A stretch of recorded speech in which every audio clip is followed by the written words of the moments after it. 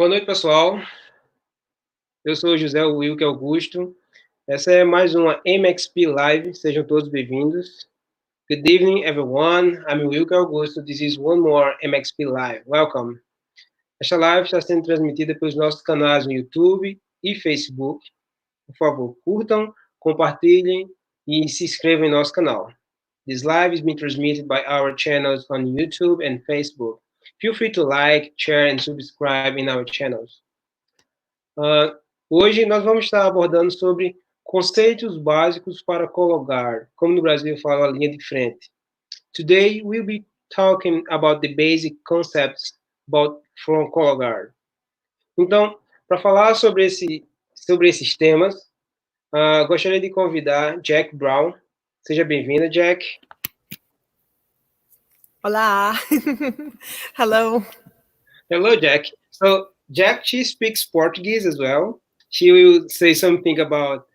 She spent some time in Brazil. Ela fala um pouco de português porque ela veio para o Brasil. Passou um tempo aqui no Brasil. Ela vai falar um pouco sobre isso. So, to start our conversation today, let's talk a little bit about your history, how your marching experience start, like your band experience. Então vamos começar falando um pouco sobre a experiência que ela teve com bandas, como isso começou. So I was in high school and my friend Anna wanted me to do color guard in high school with her.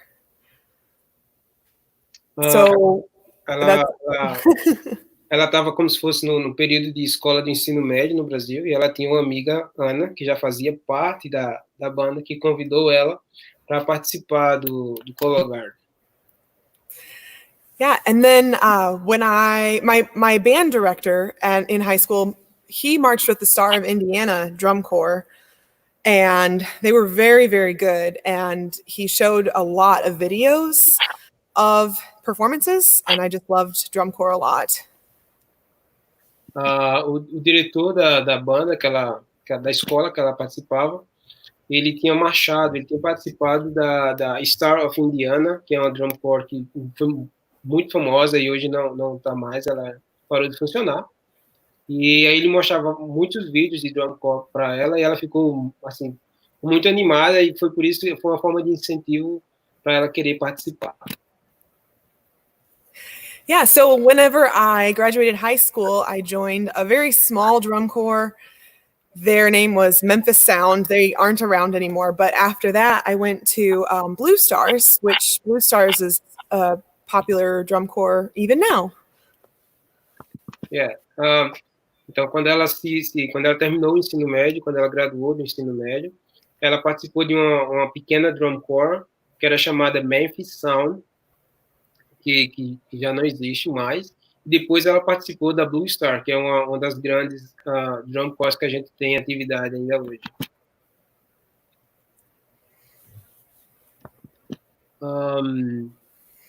So now, after your drum corps experience, so can you talk a little bit about your experience with Winter Guard? Yeah. So after drum corps, I started Spintronix Color Guard, and we have a competition team YouTube channel, and just a lot of exposure. So a lot of people see what we do, and I have a lot of teams now that I teach, and I teach some high schools and some drum corps and some winter guards. So it just depends each year, each season, who I work with. Então, eu perguntei para Jack sobre, depois da experiência dela com o Drum Corps, como foi o envolvimento dela com o Winter Guard, que é como se fosse assim, o Winter Guard aqui nos Estados Unidos é como se fosse uma competição só de corpos coreográficos, só de Color Guard.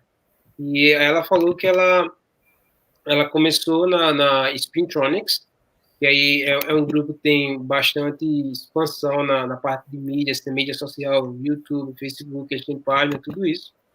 E depois disso ela começou a ensinar em high schools, em outros grupos independentes, outras como é que a gente poderia falar?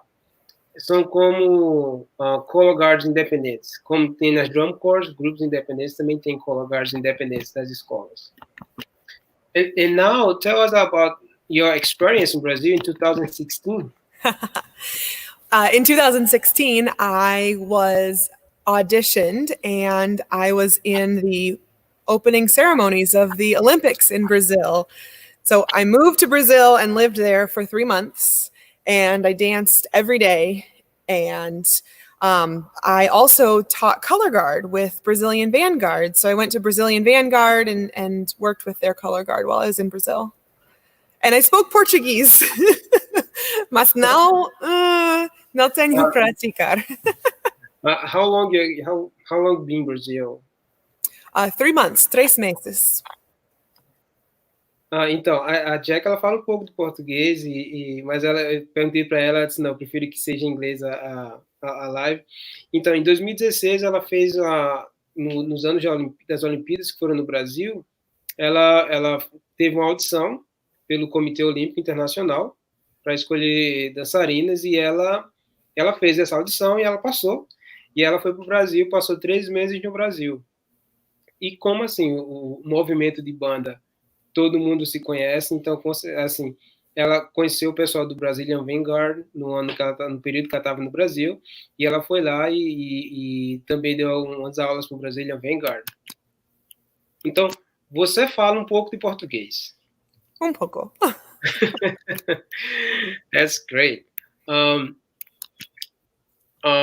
Maybe at the end of the live, we can find the video of you in the Olympic ceremony in Brazil. That's right. So everyone can see you alive. Now, let's talk about our first topic. It's like necessary equipment for color guard. Agora a gente vai começar a falar sobre um primeiro tópico, que são equipamentos necessários para o color guard. Okay, so the very first thing when you are going to start doing color guard, you will work with is a flag. I have one right here. So the flag, it's a aluminum pole, and we call the flag a silk, and it's 6 feet tall. Então, o primeiro equipamento que ela vai estar falando vai ser sobre a bandeira, e que é basicamente o primeiro adereço que o pessoal do Color Guard, eles começam a trabalhar, eles precisam entender como utilizar a bandeira. E ela falou que a bandeira é um cubo de alumínio, e eu vou usar aqui o meu celular porque aqui nos Estados Unidos a gente não usa centímetros nem metro, então ela falou 6 feet, 6 feet é como 6 pés. O tamanho do bastão é 1 metro e 82 centímetros. Então, esse é o tamanho do bastão de alumínio. Okay, inside the top, there's a weight inside of the pole, and then we put this cap on the end, and we tape around it, and tape the flag onto the pole as well. And then here we have this is just more tape on the pole here. And then on the bottom end, we have another weight on the inside and a cap with tape. This is so that it's heavy enough that the wind doesn't take it away as easily, and it spins better. And it has like a better balance, right? Yeah. So you want it when you hold it in this very center, you want it to tip toward the flag. So like this. So one end is very heavy, one end is lighter. Uhum. Então, ela falou que em cada ponta do bastão, eles colocam... existe um contrapeso, que a gente vai compartilhar depois alguns sites de companhias aqui dos Estados Unidos que fabricam esse material, eles têm um contrapeso certo para utilizar nas bandeiras, que é para manter o balanço, para ter um equilíbrio. E como ela falou, né, quando você segura o bastão aqui, no meio, ele vai pesar um pouco mais para o lado da bandeira do que para o outro lado. E também, porque como tem a questão da bandeira não voar de uma vez, então por isso que eles usam esses pesos, que fica... é uma cápsula, é como se fosse a a capa que você usa no bastão, mas ele tem um peso, e depois eles usam fita, como se fosse tipo uma fita isolante que o pessoal de percussão usa para cobrir as baquetas. I think it's the same kind of tape that percussionists use to Yes. Então, é exatamente isso. É o mesmo tipo de... Como se fosse uma fita isolante que o pessoal usa para enrolar as baquetas do pessoal que toca caixa. It's kind of electrical tape, too. Yes. É fita isolante. Então, o pessoal usa fita isolante. Aí tem várias cores, né? Então, você pode escolher a cor que você quiser. Mas é isso que ela falou. Existem 2 pesos. Um na ponta e um na parte de baixo do bastão. Yep. Okay. So the next one, you might see a lot of these is a rifle. It looks like a gun. They're normally white. Mine is colored because I like this color. They'll have tape on there's padding on the ends. You can kind of see here, I pulled the tape off. And then there's tape on the end, and then tape in the middle because sometimes it breaks. And then tape on this end with padding here, and then put tape over the padding. This one is very beat up. That's right. And then there's a strap on the bottom, usually. It's for different kinds of choreography. All right. Então, o próximo adereço que ela vai falar, que ela está explicando, é sobre o rifle, que geralmente a gente vê, ele é tradicionalmente assim, usado ele todo branco, mas assim, tem algumas corporações que eles gostam de fazer customizado, assim, específicos para cada grupo, e esse como é um rifle dela, então ela resolveu pintar de azul, because you like blue. Right? Yeah. Ela gosta de azul, mas ela falou que na parte de baixo, na base do rifle, tem como se fosse uma borracha. It's a kind of protection, right? Yeah. They call it padding, so... I get it. É como se fosse uma borracha que protege a base do rifle e a ponta do rifle também. E ela fala que tem a mesma fita que usa nas baquetas, que é a mesma que usa nos bastões. Eles envolvem os rifles, porque como é de madeira, então às vezes sai algum pedaço. Então, para evitar que o instrumento vá saindo os pedaços, eles passam fita na base, no meio e na ponta. E também tem essa como é que eu posso dizer em português? Esse strap. How to say strap em português? Oh my God. Eu não sei. É como se fosse tipo um cordão que tem na espingarda, no rifle, né, que é feito de um material, como se fosse uma correia. Acho que essa é a palavra, uma correia no rifle, que também eles usam como uma parte técnica para elaborar outras coreografias. Very good. Right. So if you want to buy a rifle, I really, there's several different brands you can buy. 𝙇𝙨 Elite are the most common probably that I've seen in Brazil and in other, online, they're the most common ones I've been able to find. So you can buy 𝙇𝙨 Elite, and those are good. My favorite ones are the King rifles. So if you can order King rifles, which I don't know if they ship internationally, but King rifles are my favorite. They're very, very durable, and you can order them with tape already on them. So you don't have to do the tape yourself. They will come with tape. Então, ela recomendou, assim, existem várias marcas de rifle, e uma marca que ela recomendou é uma chamada 𝙇𝙨 Elite. Ela fala que é um material muito bom, que ela recomenda, e assim, o que ela usa é o King, né, que ele já vem, o do 𝙇𝙨, que é TSI, ele não vem com tape, e esse King, ela fala que ele tem uma duração maior, e ele já vem com tape de fábrica, então já deixa um trabalho a menos, mas ela não tem certeza se eles fazem entrega para o Brasil, né? Mas aí talvez seja uma coisa para pesquisar e ver se eles fazem essa questão de encomenda internacional. And then on sizes, they can be 36-inch 37.5 inch or 39 inch. So whatever size you order, it's the size only matters as long as everyone on the team has the same size. So if I tell you to order a 36 inch, that doesn't mean anything if your instructor wants you to order a 39 inch. So it just depends on which team you're on and which team, that team wants to use. So the sizes can be like 37 to 39? 36. 36 to 39. Então, ela falou que o tamanho do rifle pode ser de 91 centímetros até 99 centímetros. Eu já estou transferindo já a unidade de medida, que aqui eles usam o inch, né, em vez de centímetro. Então, pode ser de 90... One more time. De 91 centímetros para 99 centímetros. Esse é o tamanho que o rifle geralmente tem. Mas uma coisa que ela falou que é importante é que todos no grupo eles usem o mesmo tamanho. É muito importante que ele vai depender do que você acha do seu grupo.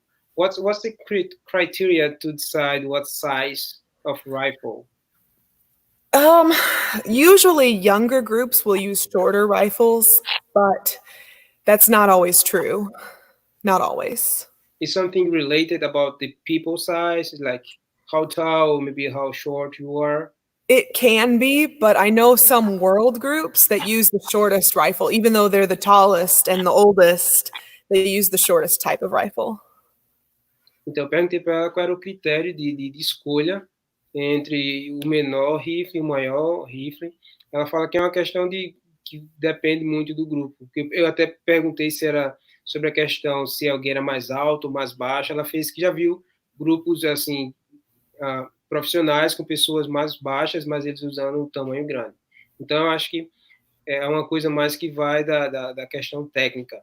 It's more about technical thing, right? Yes. So, one more question about this. What's the advantage? What's the difference about the short rifle and the big rifle? Is there some technical? Yeah, so the big one is it's more difficult. So I'll stand up here to show you when you toss a rifle, you want to catch with your hand all the way on the end. So if it's bigger, you have to reach out farther. But if it's smaller, you can put your hand closer. This is in the middle size.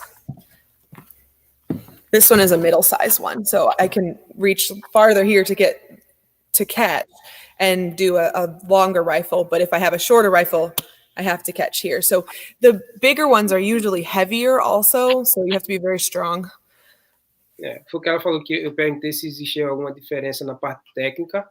E ela falou que os maiores eles são um pouco mais pesados, mas também ele te dá um conforto de quando você arremessa para pegar, você não vai estar com o braço tão fechado, vai ser mais confortável para receber o rifle. Alright? Precisa estar mais forte.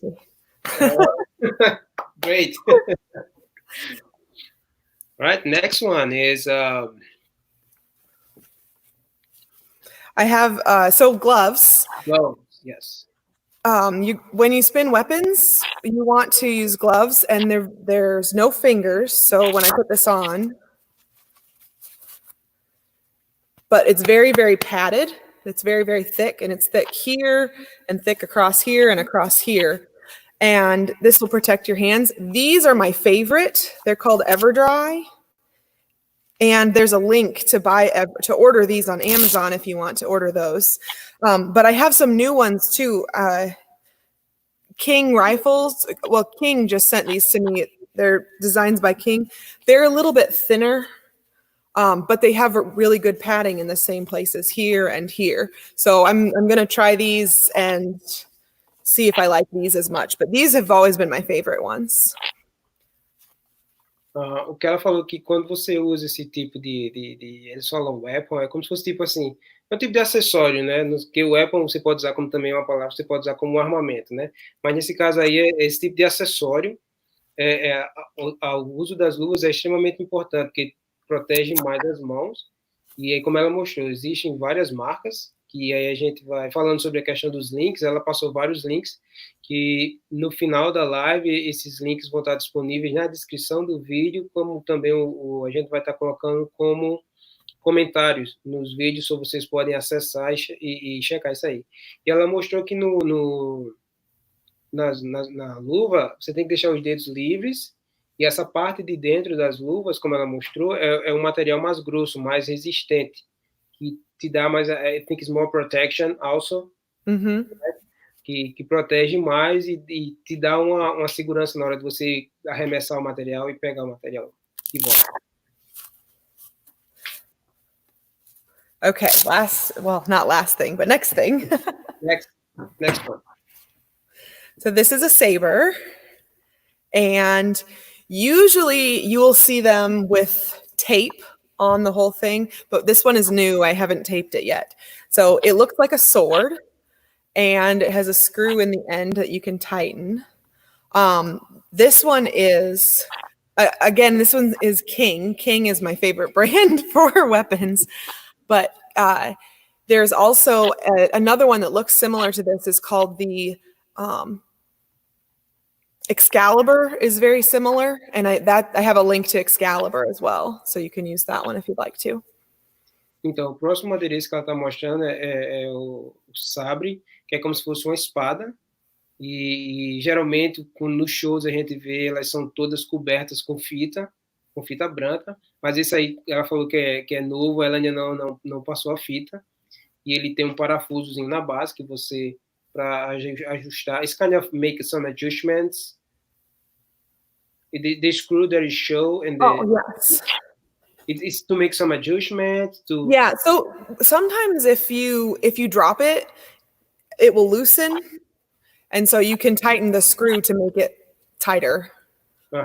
Esse parafuso que ela mostrou é para manter a espada toda ajustada. Você pode apertar isso aí, porque, como ela falou, quando começa a arremessar vai cair, e às vezes quando cai começa a ficar um pouco folgada as partes, então você pode sempre fazer esse ajuste apertando o parafuso.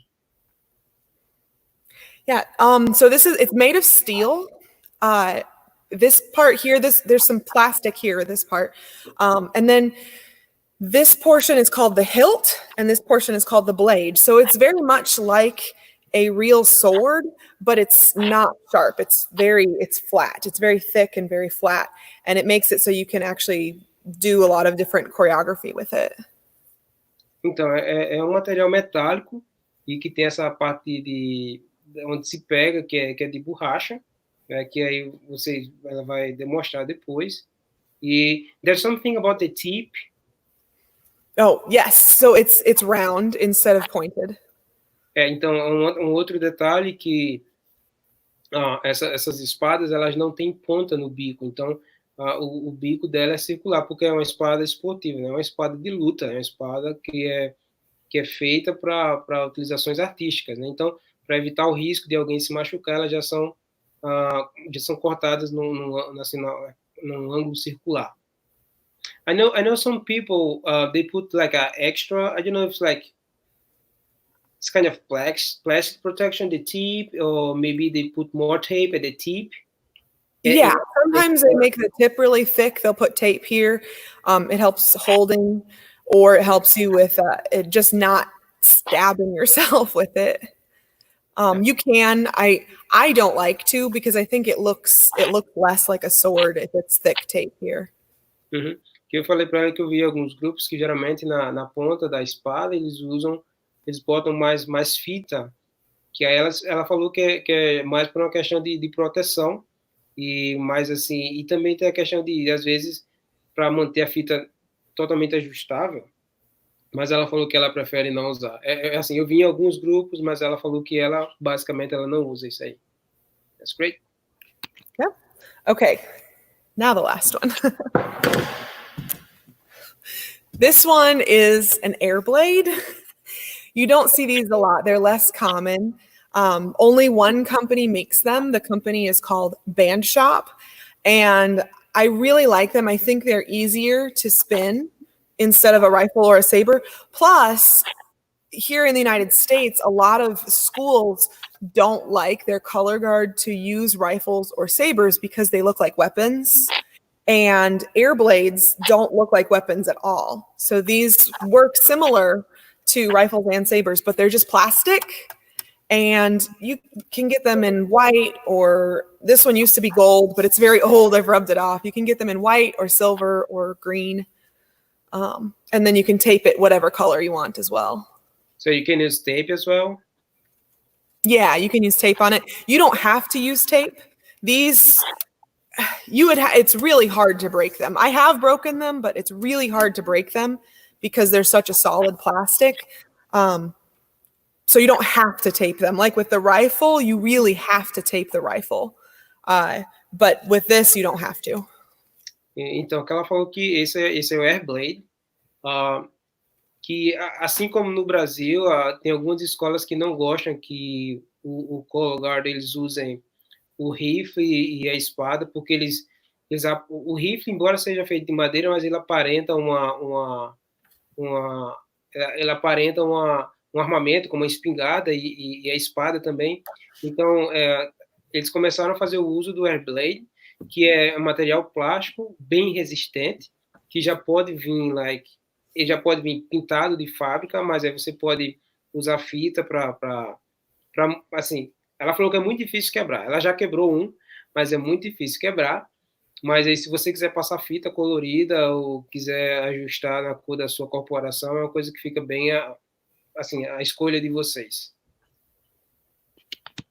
Great. Excellent.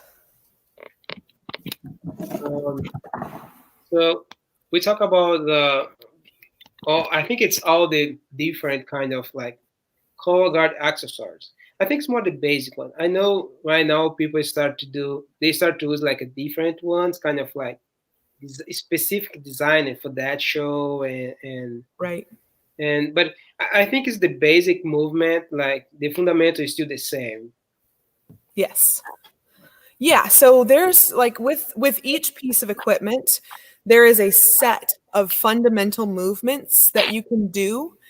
And if you know those fundamental movements and you are very good at those, you can do anything, any choreography that someone gives you, you can learn it if you know the fundamental movements. So the basic movements are like spins, flourishes, tosses.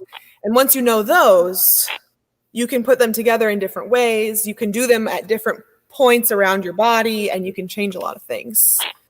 So, yeah. Meu comentário para ela foi que assim, existem alguns grupos que hoje eles fabricam o seu adereço específico, baseado no show, eles fazem algumas mudanças no adereço. Mas a resposta dela foi a seguinte: uma vez quando você tem os seus fundamentos bem estruturados, você está seguro nos fundamentos de cada adereço, a questão de você mudar um estilo, mudar um design, uma coisa, não vai fazer tanta diferença. Mas é o que ela falou, que precisa ter a questão dos fundamentos básicos de manuseio de cada acessório. Great. Cool. So then now the next question is probably going to be, where do you learn how to do these things? Yeah. Before we go to the next topic, okay. Let's see if you have any questions about the color guard accessories that you have. Yeah. Vamos ver se a gente tem alguma pergunta já sobre a questão dos materiais que ela mostrou, antes da gente passar para o próximo tópico.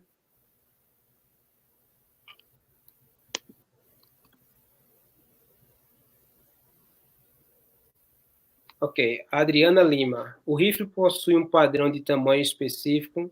So Adriana Lima, she's asking if there's a specific, it's kind of the pattern size, like a specific size to the rifle. But I think you already answered that when you said that's between 30, let's see if I remember, 36 and 39 inches, right? Yep. Got it. Yep. Então, a Jack, ela basicamente respondeu essa pergunta que o rifle ele pode variar, transformando a questão de inches em centímetros, é como se fosse de 91 para 99 centímetros. Então, Esse é o tamanho, não existe um tamanho específico. Ela falou que tem tamanho menor, médio e grande, e que o tamanho vai ser escolhido de acordo com o seu instrutor. O seu instrutor é quem vai escolher qual é o tamanho adequado para o grupo dele, baseado na questão de técnica, mas o que ela falou que, geralmente, o grupo ele usa sempre o mesmo tamanho. É sempre o mesmo tamanho de rifle para o grupo inteiro. Vamos ver se a gente tem mais alguma pergunta. 𝙎𝙤𝙀𝙨, os pesos é o mesmo peso ou tem que ser mais pesado de um lado para o outro? Abraço, Jackie. Abraço. So he asked about the weights. If it needs to be the same weight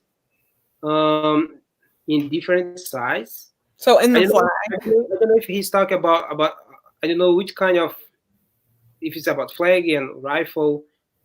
Seria bem interessante quando vocês colocassem essas perguntas, vocês colocassem qual adereço, que como ela mostrou vários adereços, a gente fica sem saber qual. Ela falou da bandeira, que geralmente você tem um peso, mas o lado que tem a bandeira é o lado que fica mais pesado. He asked about the weights, but he was not specific about which one of the accessories, about the weight of the flag, or if there's some kind of the flag. So flag. Yeah, great. Obrigado, Eder. So he was asking about the flag. They need to be the same weight, the bottom at the top, or the weights can be different? They need to be different. So I can show you this. If you have the same weight in the bottom and the top, the flag will spin just like this when you throw it in the air. But if you have more weight here, the flag looks kind of like this. So, and it comes back to you better, especially if you're outside and you have to do it in the wind. So normally you have more weight at the top. Yes. Então ela falou que você pode ter o mesmo peso, tanto na ponta como na parte de baixo do bastão, mas que você vai ter um movimento específico. A bandeira vai fazer um tipo de desenho. Se você tiver mais peso na ponta do bastão, quando você arremessa, vai ficar mais fácil para receber o bastão e ela faz um design, um desenho maior. It's kind of like when you have more weight in your top, you can make like a bigger picture, a bigger design of the flag, right? Yeah, yes. And the flag will actually move faster because physics. There's drag on the silk. So that bigger weight in the top will pull harder to get the flag to fight the wind, basically. Ela falou que é uma questão física, né? E quando você tem mais peso na ponta do bastão, vai ajudar a bandeira para ela girar mais rápido. Eu acho que foi. Thank you. It was really great. It was a really good question. Obrigado, Eda, pela pergunta. Obrigada. Tem mais uma pergunta?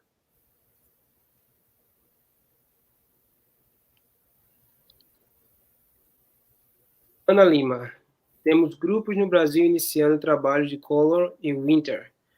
Qual sua dica de fundamentos básicos, tempo de treinamento e conceitos técnicos para desenvolver uma boa base de trabalho? So she said that is in Brazil right now, there's some groups start to do the winter, it's kind of winter competition. The Color Guard, like, it's not only the marching band, but like independent work as a winter guard. And she asked about what's your advice about the basic concepts, like the time of training, and to develop a good technique to the work. Usually with my team, we will start training in September. In the beginning of September, and we will train for 3 months, September, October, November. In November, we might start learning our show, and then we train. Now we go, so September, October, November is basics, and then November we start working on the show, the actual production, and then we work on the production November, December, and then January, and about halfway through January is when competitions start. So I'd say 3 months of training and probably 2 months of training with the actual show. So 3 months on basics, 2 months on the choreography, and then the competition season starts. Então, o que a Jack falou é que é bem importante isso aí para o pessoal entender, que o ano estudantil aqui nos Estados Unidos começa no final de agosto, porque quando o ano daqui, as escolas não começam em janeiro, como no Brasil. As escolas aqui começam no final de agosto, entre início de setembro. Então, o que é que ela falou? Geralmente, no grupo dela, ela faz 3 meses de trabalho técnico. So without show, nothing choreography, just like basic technique for 3 months, right? Então, só para confirmar, eu perguntei para ela, são 3 meses só de trabalho técnico, só da base. Então, 2 meses é quando começa, eles preparam um show em 2 meses. Então, se você pensa em termos de organização de tempo, que foi a pergunta, então se gasta mais tempo aprendendo e treinando os movimentos básicos do que basicamente no próprio show, como ela falou, no show, é basicamente essa palavra. Tá?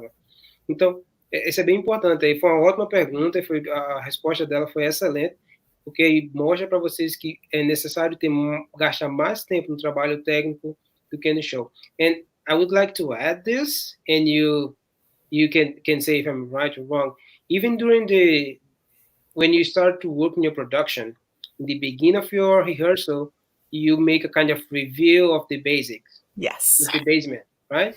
Yes. So we actually have basic routines that we do. So a routine that goes to every single basic, and we work that at every rehearsal. And then once if there's a point where we're having a hard time with a basic, even though they already know it, we can stop and work on that basic and then go on with the routines again. Então, uma coisa que eu perguntei para ela é que mesmo quando ela falou 2 meses que trabalham a produção, o show, mas eles continuam tendo uma rotina de trabalhar os movimentos básicos diariamente em todo ensaio. E se eles tiverem um problema em um movimento, um dos movimentos a técnica não está boa, então eles param, revisam aquele movimento para ter certeza que realmente aquilo está claro. Thank you so much. It was really good questions and really good answers. Thank you. I think now we are ready to our second topic. Yeah. So how to learn the basics. Yeah, that's great. Okay, so my first thing I want to say is that you can learn all of the basics completely for free with no money, as long as you have the internet. One of my projects with Spintronix was that I wanted to put every single basic that I knew out onto the internet for free for everyone to learn, because when I was young, I didn't have the resources. I didn't have any money to purchase videos. We didn't have money to hire someone to come in and teach. So I had to learn as much as I could for free. So all of our videos, if you go to the Spintronix, I have my, if you go to Spintronix Color Guard YouTube channel, they're all for free there. It's called How to Color Guard. And they're maybe 2 minutes long to 5 minutes long videos of each move, and explains. It's in English. I have not done a Portuguese version yet. I'm sorry. That's a new project. But there's hundreds of videos and they're all free. That's great. So ela falou que hoje em dia você pode ter acesso a essa informação de forma gratuita.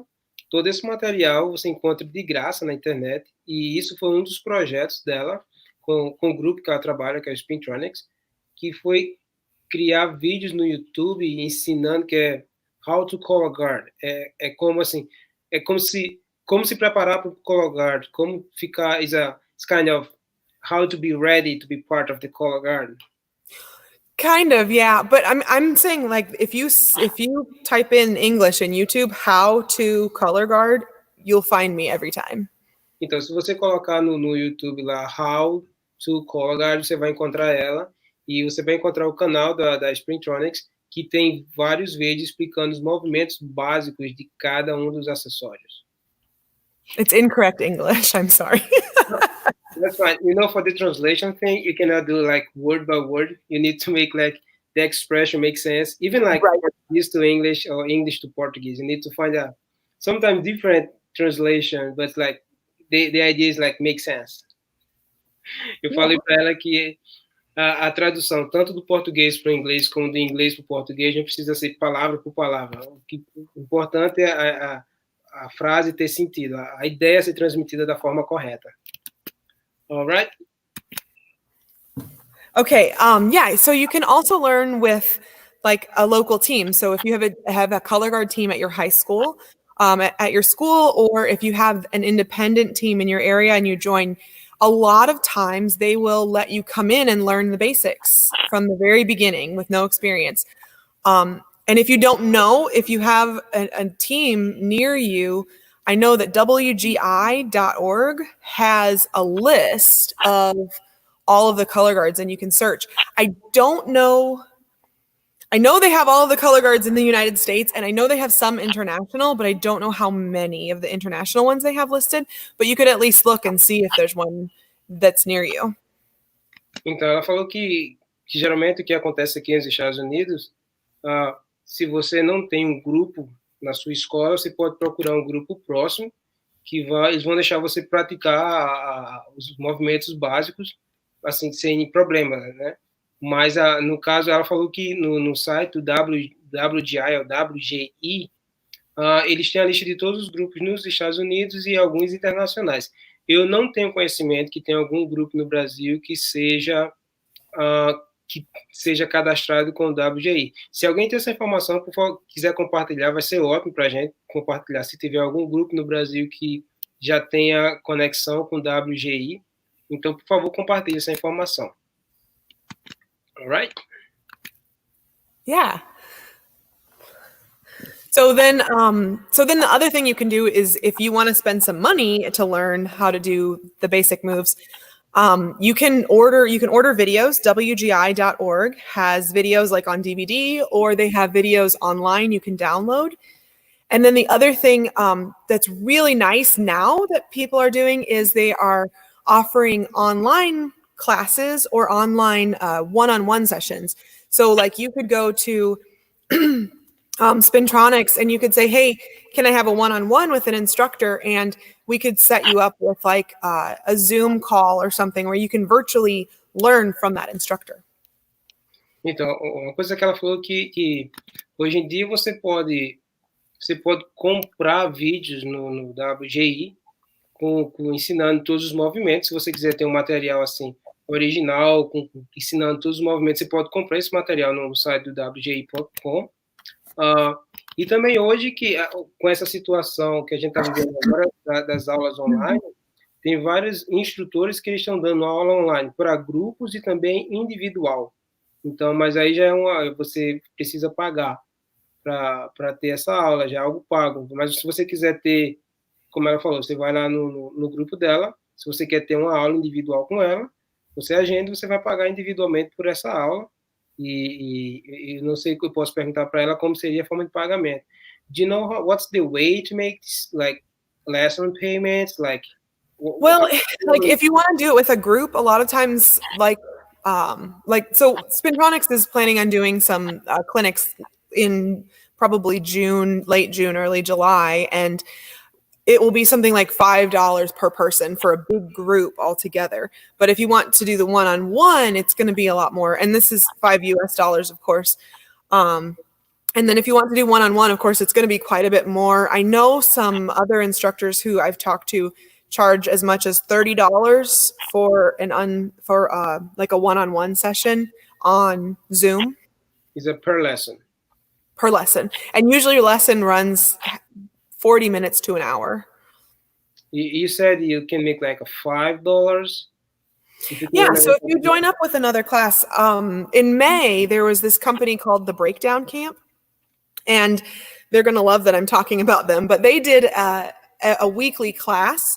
So they had different instructors every week, and you could sign up for their class, and you had to actually go to the Zoom class, and so there might be 10 people in there, but there might be 100 students in that class. And so you would learn from them, but you would only pay $5 to learn from their virtual class. But the payment can be like credit card, like was a Venmo, PayPal. Yeah, credit card or PayPal, Venmo, I think, I don't know, Cash App. Uhum.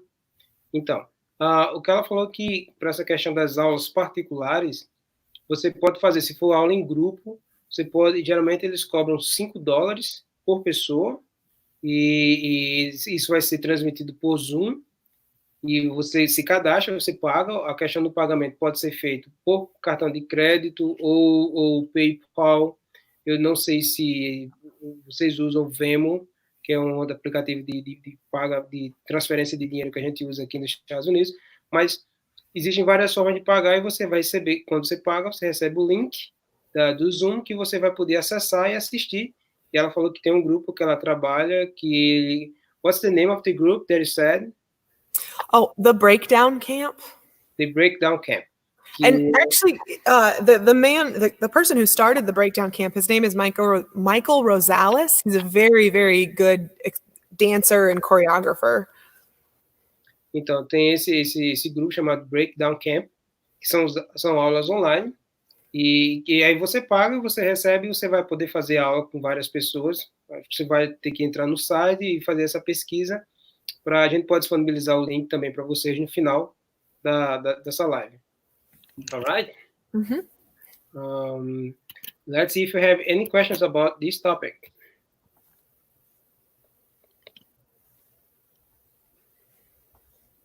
José Dantas Moura. Como é misturado o trabalho de dança com os adereços? O treinamento de dança vem antes. So José Dantas Moura, he asked about how you combine dance with the accessories. Oh, maybe he asked it's like, is the dance before the accessory? So which one comes first? I like to teach them together. So when I'm doing my exercises, maybe I can show you one. So I might be doing my flag and doing like spinning here. Stand here. So I might be spinning here and doing my basics with my flag, but then my feet are also doing dance at the same time. And then maybe I'll go to the side and do all of these movements. So I like to teach them both together. Então, ela falou que ela respondeu a pergunta, ela falou que ela prefere ensinar os dois juntos, combinando o manuseio do adereço com o movimento de dança. Como ela mostrou, né? Ela estava movimentando a bandeira e ela estava fazendo os movimentos de dança, que eu acredito que sejam movimentos de balé clássico. I believe that's like a ballet, like... Yeah. Well, that's for the next topic. We can talk about the differences of movement in dance and color guard.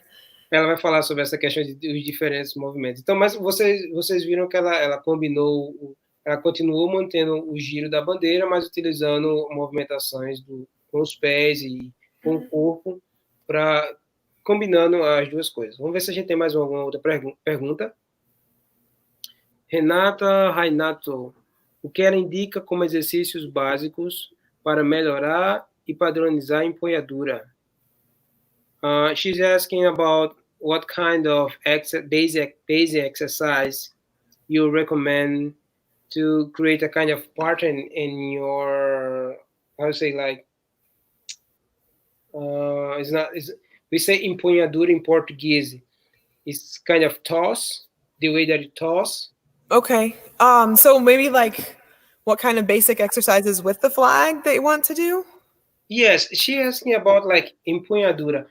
I think empunhadura is the way that you move your wrist. Flexibility, maybe? Yes, a wrist flexibility.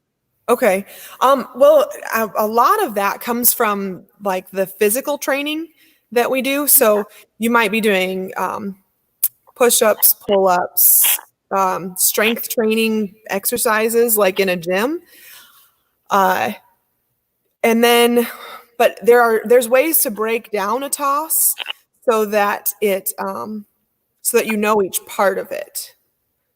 And that will help you work on your strength when you're doing the toss. So like if I'm wanting to learn how to do a toss better, I won't just sit here and like throw it over and over and over again. I'm going to stop and think, okay, I push and then I lift up with this hand And I'm going to think through every little part of it. Well, when I push, does my hand come all the way down? Does this hand go all the way up and turn when I let go? So that's the sort of, you have to think about each individual part, which in my videos on YouTube, I break it down to each individual part. So it's really, really technical. So you can really learn how to get the tosses to go the correct way. So Bruno helped me. He sent me a message. The empuñadura is a grip. We call grip. Grip? Oh, yeah. Okay. So that's one of the questions, like how to approach your grip. So maybe how to hold it? Yeah, I think it's kind of like make you stronger. Have like a stronger grip. Okay. Well, I would definitely do, like I was saying before, like doing push-ups and pull-ups and things like that. But doing any basics exercises where you're going to work your hands and your fingers. So doing your spins is going to help. Doing your flourishes will help. Flourishes are actually great because you have to have good grip with your hand, but you can't have a tight grip. It has to be strong and flexible at the same time because you have to move the whole thing like this without dropping your flag. So that's a really good one as well. So you can also do like a stress ball. If you have like a stress ball, I actually keep a stress ball in my car and I just keep it like tucked in between the seat. And then anytime I have to drive somewhere, I can pull my stress ball out and I can squeeze it. And that works on your wrist strength also. Então, o que ela falou que a gente estava em dúvida na questão da tradução da empunhadura, que no caso é grip. O que ela aconselhou é a questão de exercícios físicos, que ela falou que é você fazer flexão, que você vai estar fortalecendo a musculatura, isso ajuda bastante. E porque quando você existe exercícios, por exemplo, como ela falou da bandeira, que você não precisa ser tão tenso, você vai ser firme, mas precisa ter a flexibilidade do pulso para mover o adereço. Você não precisa estar tão rígido, você precisa ter firmeza, mas precisa ter flexibilidade. E ela falou uma coisa também que ajuda, são aquelas bolinhas de estresse que geralmente os fisioterapeutas recomendam para as pessoas para trabalhar. Que ela falou que tem uma no carro dela entre os bancos, que quando ela, provavelmente quando ela fica parada no trânsito, ela pega a bolinha e vai. I believe if you have like a traffic like in LA, you have a lot of opportunity to use your stress ball. If the traffic in LA is awful. Or if you just keep like let's say you ride on the metro and you can take the stress ball and leave it in your backpack, and then when you get on the metro, you just sit on the metro and work on your stress ball. Eu comentei para ela que se ela morasse aqui na região de Los Angeles, ela tem bastante oportunidade, porque o trânsito aqui é terrível, né?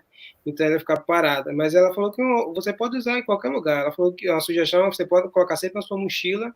Você pega metrô, trem, o ônibus, você está sentado lá, você pode estar usando a sua bolinha que vai ajudar a fortalecer a musculatura. Let's see if I have more questions about this. Eu gosto das suas perguntas. Stephanie Monique, como funciona quando o aluno entra no Color e ele começa com técnicas de dança ou adereços primeiro? She asked basically the same question that we had before. Which one comes first, the dance or the accessories? Just like you said. Yes. Well, I think with the way she worded it, I think I understand maybe better the question. Like, you don't have to be a dancer first. Like if you have to learn to dance before you can do color guard, you don't have to learn to be a dancer first. You can start learning color guard first. And then you can become a dancer later. I started with color guard first. And then I learned I learned my dancing later. But I know a lot of people who started as dancers and then learned how to do color guard later. I think it was easier for them because they already had the coordination that comes from understanding dance. And then they could just translate that into color guard. Whereas if they learned color guard first, they didn't have body coordination like a dancer. So it was a little bit harder to transition to become a dancer from learning color guard first. But you don't have to. There's no requirement that you have to dance first. I hope that's a better answer. Yeah, o que ela falou que não é mandatório, não é uma coisa obrigada que você tem que aprender dança para depois aprender a técnica utilizada no Color Guard. Que no caso dela, ela começou com Color Guard first, primeiro, e depois é que ela foi para trabalhar a parte de dança. Mas o que ela falou é que, assim, que quando a pessoa já vem com os básicos da dança, ela já tem um trabalho de coordenação, que isso ajuda. Que, às vezes, começando ao contrário com o Color Guard, para depois ir para a dança, vai dar um pouquinho mais de trabalho, mas como ela falou, não existe uma obrigação, não é algo assim que você tem que saber dançar para fazer parte do Color Guard. Até como ela falou na resposta anterior, ela prefere, quando ela trabalha com os grupos dela, ela trabalha os dois juntos, dança e movimentação de adereço. It's great. One more question before we go to the next one. Okay. Tassiano Silva, tirando o giro básico, existe algum comando obrigatório? He asks like the basic toss. If is that like any kind of mandatory movement, like command, but I think he was maybe trying to say like, is that kind of like a mandatory like toss for the flag? So like if we go into competitions, maybe I think that's the question. Okay, there's not, and you don't actually have to toss your flag at all. There's no requirement to toss a flag in competition. You can toss flags, and lots of people do. It's very impressive, but you don't have to. As far as it being like mandatory in scoring, you're probably going to get a higher score if you have a good toss in your show. But if you have a toss in your show and your team cannot accomplish the toss together, then that will bring your points down. And how about the spin? Is there any kind of mandatory spin? There's a lot of different kinds of spins. So if I just wanted to look at spins by themselves, I can tell you there's a drop spin, a speed spin, a peggy spin, a dandelion spin. There's a lot of different types of spins, and you don't have to have them, but those kind of things transition the work together. So you would use those. Basically, think about it like this way. If you have like blocks and you want to build a house out of blocks, you can have red blocks and you can have yellow blocks and you can have blue blocks, and like your different blocks would be like your spins and your flourishes and your tosses. And then you can build a house that only has red and yellow blocks, but it's going to be more boring than a house that has all three colors, if that makes sense. Yes, definitely, yes. O cara falou que não existe uma movimentação obrigatória para que você precisa fazer isso na questão de competição. E o cara falou que de giros existe vários formatos de giro. Existe, o cara falou que é o giro com arremesso, o giro com pegada. Então, assim, algumas das situações que ela falou, mas ela falou que tem várias. E ela fala, quando ela se referiu à questão de arremesso, você não é obrigado, só um complemento, você não é obrigado a arremessar a bandeira no seu show, mas se você quer fazer, é importante pensar que seu grupo faça bem. Isso aí é importante. Ela deu um exemplo assim, é como você vai fazer uma casa de tijolos, e que cada tijolo pode ter uma cor diferente, mas que eles sejam concretos. Great. 𝙎𝙥𝙞𝙯, poderia indicar sites ou livros que falem sobre o Color Guard e o Winter Guard para usar como referência em trabalho acadêmico? Aqui no Brasil é um tanto difícil adquirir material assim para pesquisas. So Eder is asking if you can give indication about some books or websites with Color Guard information, so you can use those to academic research. Because in Brazil we don't have this kind of material. If you have some website that you can recommend, so some books that you can recommend as well. Yeah, so I definitely, of course, always recommend the Spintronix website. Always. We have our blog, we have videos, we have so many different things. There are some fiction books about Color Guard. As far as nonfiction goes that actually discusses Color Guard, I only know of two. One is called Techniques in Color Guard, I think, but they're very older books. I think they were published in maybe 2002. But can I drop a little secret on everyone? I actually have written have written a color guard techniques manual for the beginning instructor. So that is going to be published this summer. My plan is to get it out in June. We'll see if it makes it June, maybe like July 1st. But I actually published the first draft last summer and had all of our camp attendees read it and look through it and tell me what they liked and didn't like about it. And I've been working on it all through the school year. And so this summer I'll be able to publish it. So there will be another book. There will be a book. So there's not a lot. I wish I could say there was more. There are several fiction books about color guard if you just want to get a better understanding of the experience. That can be helpful. My favorite one is called When the Stars Go Blue. It's about the drum corps. It's about the drum corps experience. So it's really good. It's a really good one for that.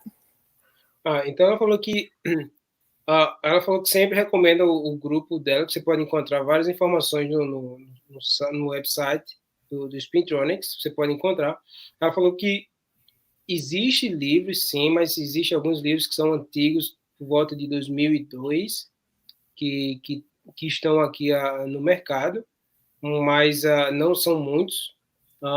E ela falou que ela está lançando no próximo verão daqui, que vai ser daqui a 2 meses, ela vai estar lançando o próprio livro dela, que é ensinando os básicos do Color Guard, que ela já vem trabalhando, um projeto pessoal dela, que ano passado ela fez como se fosse assim uma amostra, mostrou para algumas pessoas e as pessoas geram opinião, e depois disso ela vem trabalhando de lá para cá, baseada nas opiniões das pessoas que deram sobre esse livro, e que daqui a uns 2 meses ela vai estar publicando esse livro, and I look forward to see that book. Eu acho que vai ser bem importante, né? Claro que ainda vai ter a questão da tradução, a gente não tem material esse material traduzido em português. Aí fica uma dica pessoal minha, para o pessoal de dança, que está fazendo faculdade, que está se especializando de uma forma acadêmica nessa área de dança e de educação física, vocês podem utilizar a tradução de um desses livros como é que eu posso falar? Como tema do seu trabalho de pesquisa. Você pode pegar um livro, por exemplo, o livro dela que ela vai estar lançando, e a tradução desse livro para português pode ser o seu trabalho de pesquisa. I just gave like a advice to people in Brazil. They can use like your book or other books. The translation to Portuguese can be like it's a kind of academical research paper. They can use that translation to Portuguese, of course, with all the rights, following all the rights, but like can be like a academic project. They can use as academic project. Definitely. Então ela concordou. Claro que assim, respeitando todas as questões dos direitos autorais, que você precisa pedir a permissão da pessoa, mas aí pode ser uma grande coisa de crescimento pessoal e para todo o movimento no Brasil. All right, let's go to the next topic. Okay, this one is, they already started kind of asking about this. But so body movement and dance in Color Guard. So when you're in Color Guard, a lot of times you'll learn some dance terms and some dance techniques, but it's not as precise as if you were learning ballet. So if I was in ballet, I would have a very, very specific, very, very precise position for every single thing. So I might have my arms in a very, very specific place to be considered like a second position arm. But in Color Guard, you might have this as a second, you might have your hand flipped up as a second position. So there's all different, it's very different as far as that sort of thing goes. So we look at it as movement training rather than dance training, because we do not stick only to ballet or only to jazz or only to modern. We have a mix of all these different movements just to create whatever is the most visually appropriate for the show. So say in Spintronix, if we're doing a show that's very, very fluid and very technical, we might use more ballet techniques, but understanding that the students are not trained in ballet. So we're going to have to adjust for that. So we tend to cover understanding your body and understanding how your body moves and what it looks like, more so than dance techniques. Sorry, that was a lot all at once. O que ela falou, basicamente, é que os exercícios são feitos de acordo com o que o show... Assim, vou resumir o que ela falou. Que os exercícios são feitos de acordo com o show que você vai utilizar. Se você vai utilizar um show com mais movimento corporal, basicamente ela vai utilizar mais técnica do balé clássico. Mas balé clássico, jazz ou contemporâneo vão estar sempre presentes. O que eles geralmente fazem são ajustes, como ela citou um exemplo do braço, da mão, que ele pode usar a segunda posição. Aí me desculpe o pessoal de dança, que eu não sou bailarino, mas eu estou tentando ajudar. I'm not a good dancer, so you know, I'm trying to help as much as I can. Mas tá bom. Como ela estava falando, a questão, a base, você vai ter a base do balé, um pouco da base de cada um, do balé, do jazz e do contemporâneo, mas a forma que você vai focar, se você vai focar mais no balé, ou no jazz, ou no contemporâneo, vai depender da sua performance, do que sua performance está falando, o que você vai utilizar mais durante a sua performance, se é mais jazz, se é mais balé, nesse caso você vai puxar para que lado você vai pegar mais. All right, I think I condensed all the information. I tried. It sounded like it. All right. Good. So yeah, that's kind of the idea. And you don't have to know dance to do color guard. That's where I was getting at earlier. I know some people, they said like, you need to know all about ballet to be a part of color guard. But it's good to have like a second opinion about this, because it's like you said, it's important to know, but you don't need to have this. Right. To be clear. Foi o que ela, assim, foi bom porque a gente já é a segunda ou terceira pessoa que fala sobre essa questão de movimento corporal, e em outras lives as pessoas falaram, você precisa ter o balé como base. E ela está falando assim, você não precisa ter o balé. Você não precisa ser um bailarino profissional. You don't need to be like a professional ballet. Right. I mean, it will help. So if you already know dance, if you already know ballet, or you already know jazz, or any other style of dance, that's going to help you learn color guard faster, but it's not a necessity. You can do color guard without knowing those in advance. Porque ela falou, não é uma necessidade, você não precisa. Se você tiver, vai ser ótimo, vai ajudar. Mas você não precisa. E o que ela falou assim, é bom ter uma segunda opinião, que ela está falando assim, você não precisa saber dança, você vai aprender durante os ensaios. So they can learn during the rehearsals, during the techniques, right? The basic blocks. Basicamente. Isso que eu falei. Do you have anything else to talk about body movement, or you can jump for the next topic?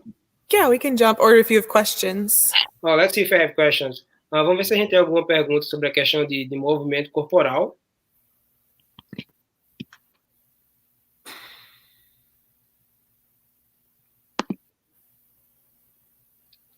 Ana Lima.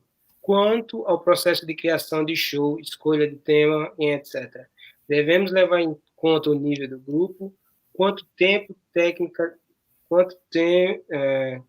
tanto quanto técnica corporal e de equipamento. So she asked about the show creation and how you choose your team. So what you need to think first, she asked, do you need to think about the group level and how much time you need to spend with your body technique and equipment technique? So I do my body technique and my equipment technique together. So when I'm doing the technique for one, I'm doing both of them at the same time. But when I'm looking at my auditions and my training, I'm going to be training them together so that they can do both at the same time. When we look at the judge sheets, so when you look at a judge's sheet that they write your scores on at competition, the equipment technique and the movement technique are both worth the same amount of points. So they have to be able to move as well as they can spin the equipment together, if that makes sense. O cara falou que tanto a questão do movimento corporal como a utilização dos adereços, eles tinham o mesmo peso. Quando ela falou assim no jurado, na planilha do jurado, quando você olha, eles têm o mesmo peso de pontuação. Então, eles têm que ser trabalhados de forma de igual para igual. I think the first part of the question was like, how you choose your show team. So, like, what's your show about it? So like when I do my auditions, like who do I choose? Or are you talking about like how do I choose the show, like the concept? The show concept. The concept. Okay. I'm going to talk about, let's say, this kind of drum corps. I'm going to talk about 𝙎𝙥𝙞𝙯. I'm going to talk about the American history or blah blah blah. So how you choose your topic? What's your show about it? Yeah, so it's going to be really different for a lot of people. For me, a lot of our shows had to do with something that was on my mind or on my staff, or something that was going on within our organization. So when I came back from Brazil, we actually did a show about Brazil. We did The Girl from Ipanema as our show concept, and we won at our state championship that year. But then like the following year, like I had gotten married and a friend of mine was going through a divorce, and we ended up doing a show about divorce. So it might relate to something that's going on in your life, but like this year was our 10th anniversary. And so we wanted to make something more meaningful for the whole team. So we kind of looked at all of our shows from the last 10 years and like picked our first show we did, which was called Prisoner. And we decided to take that show and do the opposite show. So like we were prisoners when we began our organization, and now we did a show called Freedom. So it can come from whatever you feel, whatever you want, what you're going through, or it can come from whatever inspires you. So a lot of groups that I work with, they choose based on the music that they like. They say, okay, well, I really like this song. And I want to have a show about this song. Or like I have a feeling that next year we're going to have a lot of shows about the pandemic. So it just depends. Então, o que a Jack falou é que a escolha do tema do show é uma coisa muito particular. Uma coisa que você tem que ter envolvimento. Ela falou que quando ela voltou do Brasil, o show dela com a Spintronix foi usando a Garota de Ipanema, né? E eles ganharam, né? Na competição estadual eles foram campeões, né? Então, no ano seguinte, eles já falaram, ela casou e teve uma amiga dela que estava se divorciando, então já foi alguma coisa mais relacionada à questão de relacionamentos. Outra coisa que ela falou que, como o grupo estava completando 10 anos, então o primeiro show do grupo se chamava The Prisoners. Então, é como se fosse falando sobre prisioneiros. Então, nos 10 anos, eles resolveram falar uma coisa totalmente contrária, chamada liberdade.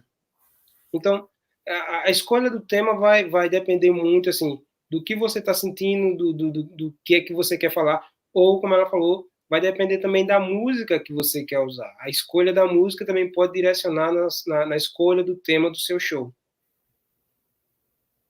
I think you should use more Brazilian music in your competition, right? I would love to. I love Brazilian music. Bossa Nova is my favorite. That's great. O Bruno Oliveira Mariano. Gostaria que a Jack falasse sobre a importância do aquecimento corporal antes dos ensaios, porque no Brasil sabemos que nem todos os grupos têm o hábito de aquecer. So Bruno is asking to you talk about how important is the body warm up before the rehearsals. because he said in Brazil, not all of the groups, they have the habit to do the warm up before the rehearsals. So yeah, warm up is really important, but you have to look at it as a percentage of the time. So if I'm going to spend 1 hour rehearsing, if my entire rehearsal is going to be 1 hour, I don't want to spend 30 minutes warming up. So you want to look at it as a percentage of the time. If I have 1 hour for a rehearsal, maybe I'll spend 10 minutes warming up. The thing with warm-ups, it is so important because your body is your instrument. And if you are not properly warmed up before you use your instrument, you could end up getting an injury. And we've had instructors that they get together, that they would start doing something without warming up and then end up with a torn ACL or a pulled muscle or something. It's really very important. And if you want some warm-up ideas, just body warm-up ideas, Marching Health is run by a friend of mine, and they have a lot of really good warm-ups for the body to get the blood flowing and get the muscles all moving and ready to go. So you said like 1 hour rehearsal. So for 1 hour rehearsal, what's your recommendation for warm-up? I would say 10 minutes of warm up. If you're doing 1 hour of rehearsal, 10 minutes of warm up. So let's say for me, I will do 3 hours of rehearsal is our normal time in Spintronix. So 3 hours of rehearsal, we're going to warm up for 30 minutes before we start actually rehearsing. It's kind of a quarter of your rehearsal. You expend a quarter of your rehearsal in warm up. It's something like that. Yeah, like 20% maybe. 20%. Então, ela falou que o aquecimento é extremamente importante, mas que é bem importante você também organizar isso de quanto tempo você tem para ensaiar. Ela falou que se você tiver 1 hora de ensaio, então você gasta 10 minutos fazendo aquecimento. E ela falou que Marching Health, right? Yeah.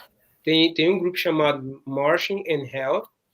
Vocês podem procurar isso online. Eles têm vários vídeos falando sobre aquecimentos, aquecimentos corporais, de como aquecer isso aí. Porque aí eu vou complementar o que ela falou também. É tipo, você vai estar trabalhando com músculo, então se você não aquece, ela já viu casos de várias pessoas de não fazerem um aquecimento ou não fazerem um aquecimento correto e acabarem tendo machucar o músculo, como é que fala? Injury em português. Endure? I don't know. I started to lose my words in português. That's right. Basicamente você se machucar, então você pode lesionar, essa palavra que tá falando. Você pode lesionar a sua musculatura se você não faz um alongamento, se você não faz um aquecimento correto. Então, segundo a opinião dela, e eu endosso o que ela está falando, extremamente importante. Durante os seus ensaios, se você tem 1 hora, 2 horas de ensaio, 20% do seu tempo de ensaio foque no aquecimento. All right, so let's go to our last topic about flag exercise. Yes. Okay. So I want to show you some movements you can do on flag. So there's different styles of movement. So anytime, maybe I can tip this a little so you can see me better.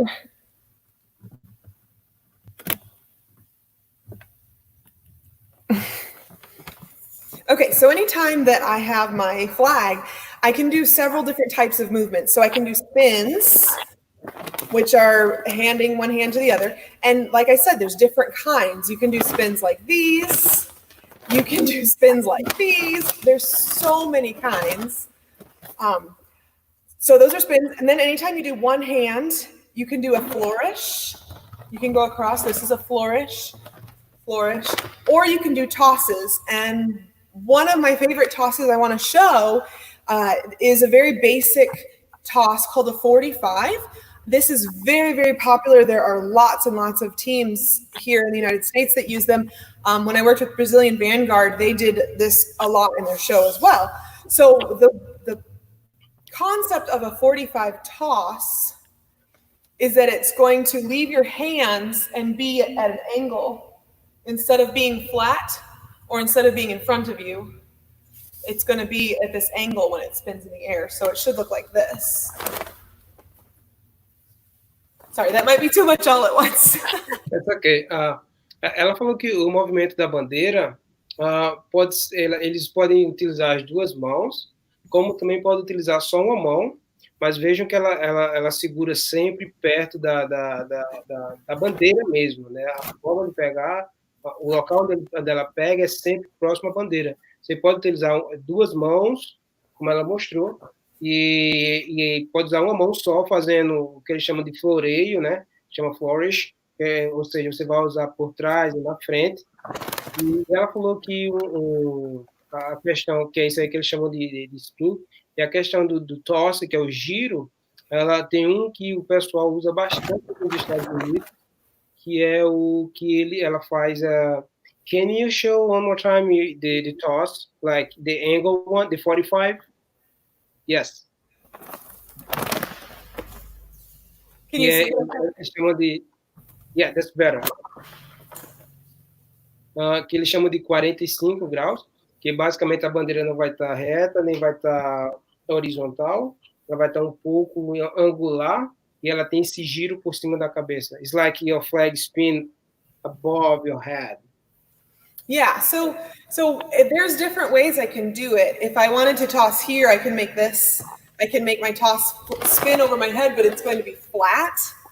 And if I wanted to toss this way, I can make it spin, but it's going to be straight in front of my body. So the difference is that this one is that angle here. Great. Acho que tem várias formas de você arremessar a bandeira, pode ser na sua frente, ou pode ser que ela chama flat, é como se fosse assim, horizontal, totalmente horizontal, acima da sua cabeça, mas o que ela chama de 45, ele tem uma forma angular, ele não é totalmente acima da cabeça, ele tem um giro de 45 graus. So, Jackie, can you show us, like, step by step, and where to hold the pole, and how to what's your grip, the way that you grip for the toss? It's like for the base, like just for the spin. Okay, so for the basic spins, I'll tell you all the parts first. So we call this the top tip. This is the silk. This is the tab, and this is the bottom tip. There's two pieces of tape. I don't know if you can see them very well. There's a piece of tape here and a piece of tape here. And we call those cheater tapes or just tapes.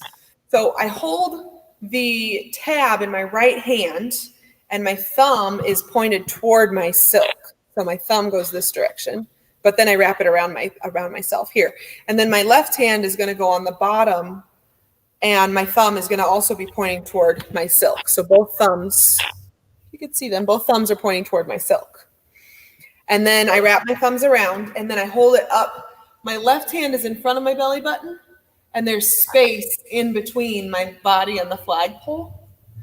And this is where I'm going to start. Then from here, I bring it down into my other hand. So now my hand is, again, pointed thumbs down. And then I'm going to pick it up and grab it thumbs up. So I just transfer it from one hand to the other. And this is one of those things that I broke down really, really detailed in those videos. It's called a drop spin. So this specific move is called a drop spin. And I have a really detailed video about it on the Spintronix YouTube channel. Então, ela falou que eu pedi para ela falar assim, de forma bem detalhada como segura o bastão, e ela mostrou que as partes do bastão tem a ponta, o meio e aí a parte de baixo. E se vocês viram na parte de baixo do bastão, que não tem bandeira, tem algumas marcas que são como se fossem subdivisões do bastão. Isso vai ajudar no local que você vai pegar, como você vai pegar. E o que ela falou que o básico é o polegar da mão direita tem que estar apontando para cima do bastão, e o polegar da mão esquerda, você segura embaixo também. E isso, ela falou que a mão esquerda tem que estar na altura do umbigo e dar uma certa distância do corpo. E quando você vai se preparar para fazer o giro, basicamente você baixa a bandeira para deixar as duas mãos juntas e fazer o giro. Enquanto as bandeiras estão para baixo, que o seu polegar vai para baixo, o outro polegar também está para baixo. Thumbs down, thumb, right?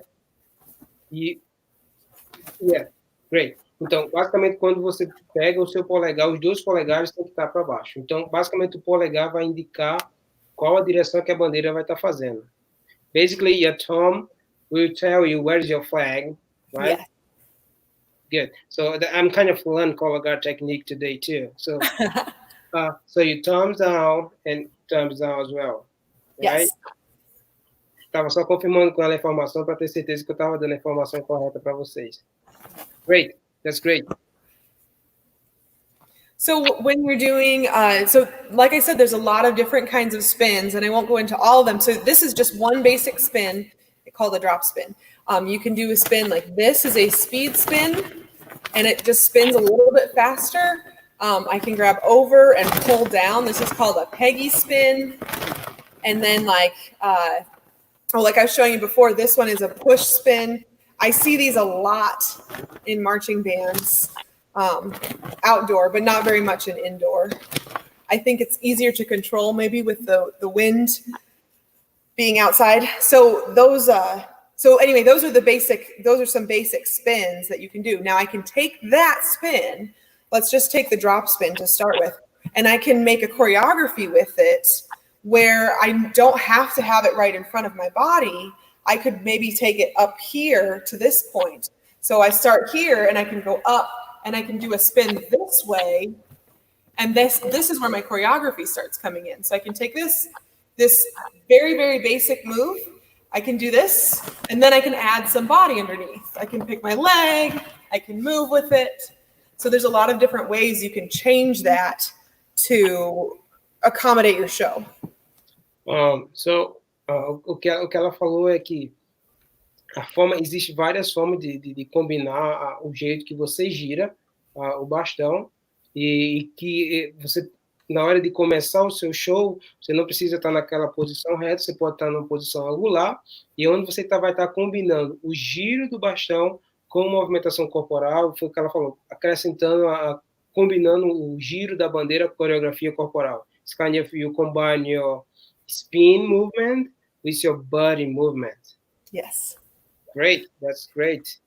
Do you wanna show like a little slow how like the basic like number one spin, like the easy spin, the way to spin the flag? I think drop spins are probably the easiest. That's the ones that I taught you is probably the easiest spin you can do. So if I'm just standing in one place, I can do my spin here. Now, if you want to start training your body as well, you can do drop spins. So I'll start here and I'll do my drop spins, and then I'll add in my leg. So I might point my leg forward to the side, and I might move through it. So one thing that I have some of my students do sometimes is they'll start their drop spins, then they'll step, they'll bend their knees, step together, and they have to continually do drop spins as they move, and they go one direction, go the other direction. So that way they're doing the color guard part, they're doing the flag part, and they're doing the body part at the same time. Another one I'll do is I'll have them spin right here in front and then over here to the side and then back into the front and back to the side. And they have to do that smoothly without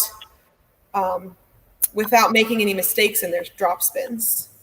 O que eu pedi para ela explicar com um movimento básico de giro, e ela falou que basicamente o que ela chama de drop spin é basicamente esse giro simples que eles têm, mas o que ela falou que ela tenta combinar durante o exercício com os alunos dela é combinar a bandeira, o corpo e fazer com que ele se movimente ao redor da quadra, mantendo sempre a mesma qualidade, a mesma técnica.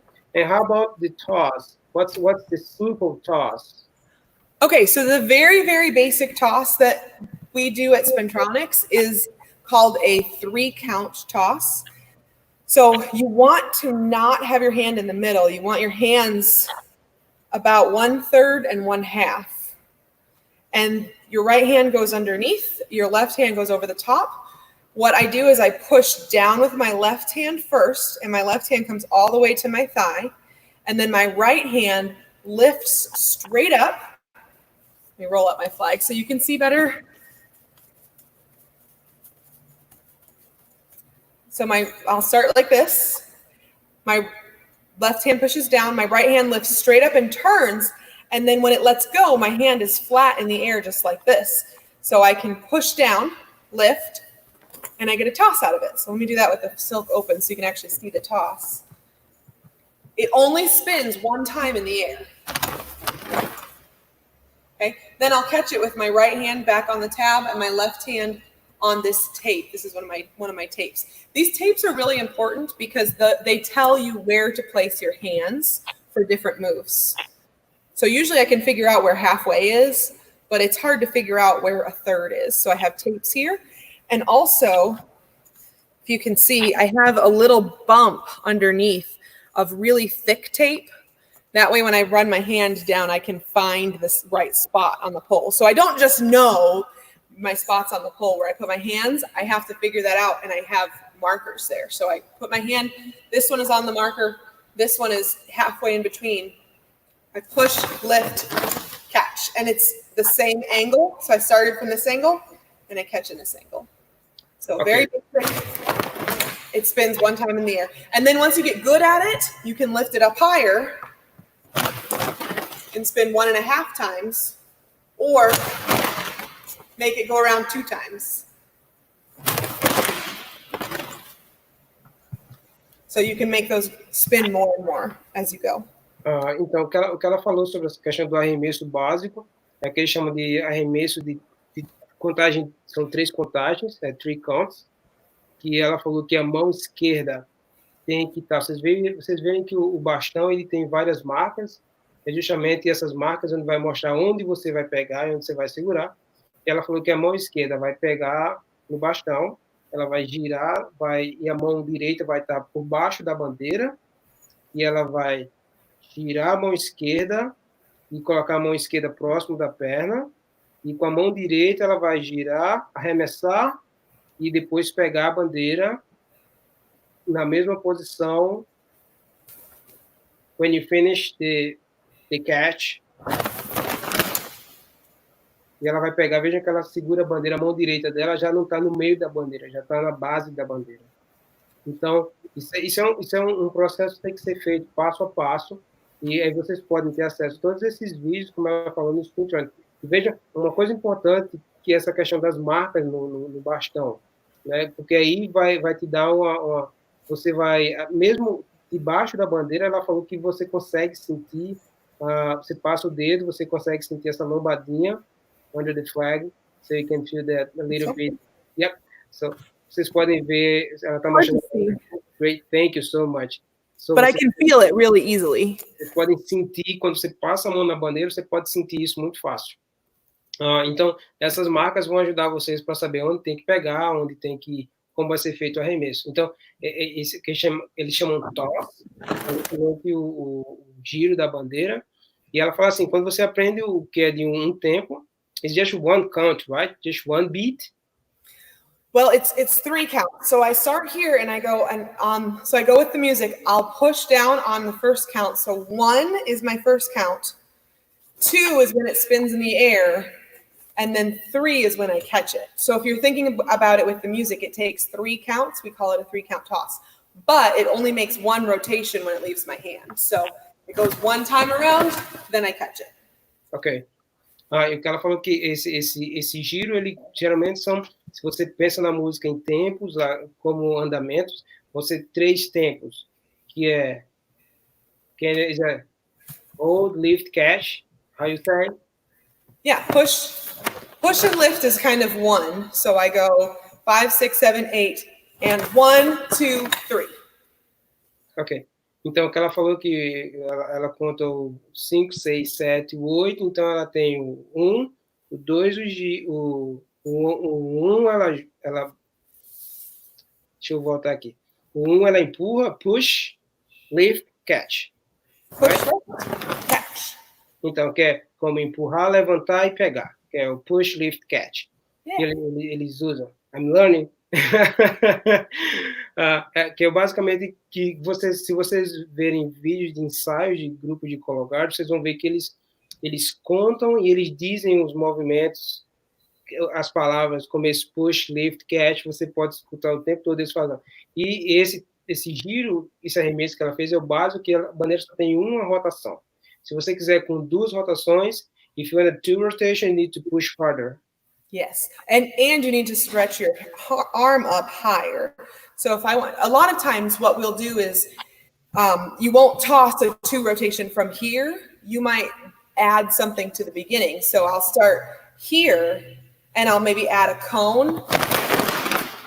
And that just gives me more momentum to push the flag faster. Perfect. Então, ela falou, se você quer 2 giros de bandeira, você geralmente precisa adicionar mais algum outro movimento. Vocês vejam que agora ela está segurando com a mão direita, totalmente de uma forma diferente agora, totalmente por baixo da bandeira. Dessa forma, ela tem mais impulso para que a bandeira tenha... Então, e vejam que, mais uma vez... Então, se vocês contam isso com o metrônomo, vocês vão ver que ela vai ter o 1, 2, o 3, 4, 5. Então, I believe you're going to have 1, 2, 3, 4, 5. You're catching up 5, right?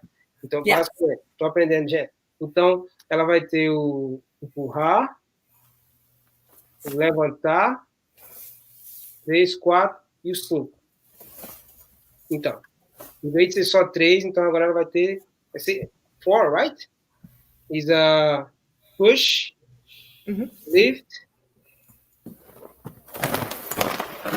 and catch.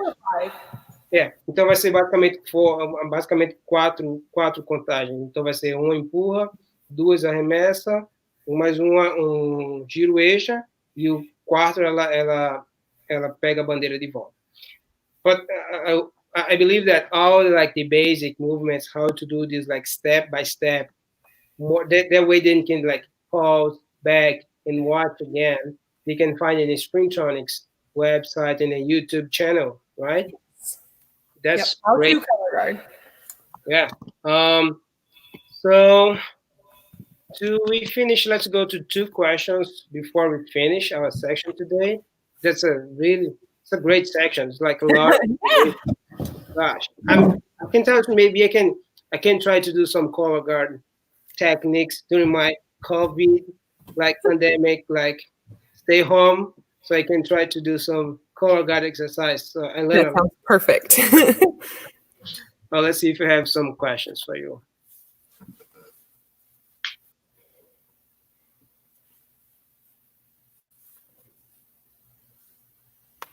Stephanie Monique, qual a melhor forma de saber o peso ideal para a flag? So what's the best way to know the right weight of the flag? The right weight? To the flag. I think it's maybe she's talking about the fabric of what kind of fabric. Oh, okay. Yes. So the fabric that is the best is called poly China silk. And it's very thin, but it's also very strong. It will last a long time. In fact, let me show you my other flag. Hold on.